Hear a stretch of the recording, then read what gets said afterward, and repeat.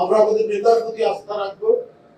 তিনি তার উপর দিয়েও তো অনেক ঝড় বয়ে গেছে, শারীরিক ভাবে তিনি নিপীড়নের শিকার হয়েছেন, তিনি বহুদিন ঘুরিয়ে ঘুরিয়ে হেঁটেছেন, 17 বছর বাড়ি ঘর বা আত্মীয় স্বজন ছাড়া তাকে থাকতে হয়েছে। এই যে 24শে জানুয়ারি মাসেও বিশ্বাস করতে পারিনি, যেদিন 7ই জানুয়ারি হয়ে গেল, শেখ হাসিনা আরেকটা প্রহসনের নির্বাচন আমি এবং গ্রামীণ নির্বাচন করলো। এরপরে আমিও ব্যক্তিগতভাবে প্রকাশনা আর করা যাবে, আমাদের চেয়ারম্যান সাহেব কোথায় ফিরতে পারবে, কিন্তু তিনি 1 বছরের মাথায় 1 থেকে 1.5 বছরের মাথায় ফিরলেন আজকে দেশের প্রধানমন্ত্রী। এটা কি একটা মানে বড় ধরনের ঘটনা নয়, অস্বাভাবিক ঘটনা নয়?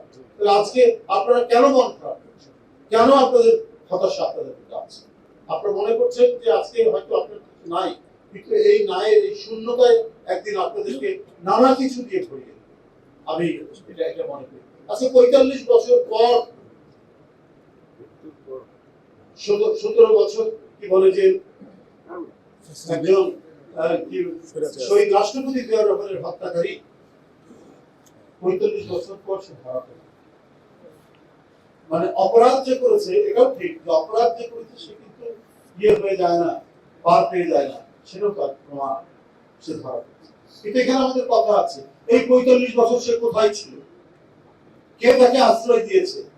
কে তাকে ভরণ পোষণ করেছে? কে তাকে পৃষ্ঠপোষকতা দিয়েছে? আমরা তো অনেক বিষয়গুলো জানি যে 75-এর 15ই আগস্ট ঘটলো, সেই ঘটনার পরে তারপরে নানা ঘটনা এটা ঘটেছে তাদের নিজেদের ভিতরকার, তারপরে যারা মন্ত্রী হচ্ছে সেটাও আওয়ামী লীগের লোক, তাই বলে কথা বলছি না। তারপরে 7ই নভেম্বরের এক ঐতিহাসিক বিপ্লব সাধিত, আমরা যেটা আজও পালন করি, সিপাহী জনতার বিপ্লব। বিএনপি তো বিপ্লবের সন্তান।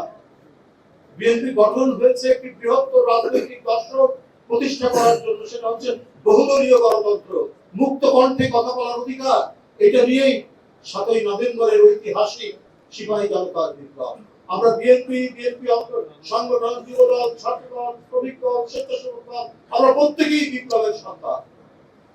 এই বৈপ্লবিক চিন্তায় আমাদেরকে এরশাদের বিরুদ্ধে দুর্বার আন্দোলনে দেশনেত্রী এবং খালেদা জিয়ার নেতৃত্বে আপোষহীন সংগ্রাম করেছে। কোনো আপোষকামিতা ছিল না, কোন ধরনের গোপন আঘাত ছিল না, টেবিলের নিচে আন্ডারহ্যান্ড লেনদেন ছিল না।